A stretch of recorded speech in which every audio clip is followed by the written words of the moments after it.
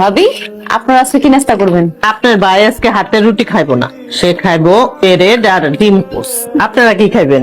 আপনার ভাই খাবো পান্তা ভাত, ডিম ভাজি দিয়ে ডিম ভাজতে আসলাম।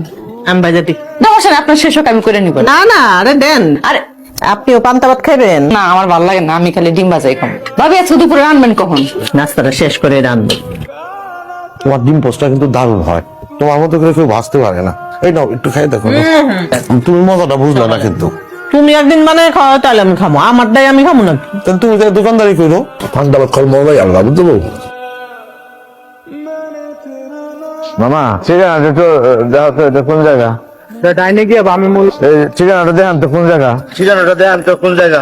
এই সামনে যে ডানা মন নেন। যারে জিজ্ঞেস করি হেই খালি কয় ডাইনে মন নেন, ডাইনে মন নেন, ডাইনে মন নেন। ডাইনে মন আর ফুরায় না, রাস্তা আর ফুরায় না। ভাই এটা ঢাকা শহর ভাই এটা। আচ্ছা এই তো ঢাকা শহরই তো, এটা বিদেশ নাকি আমেরিকা?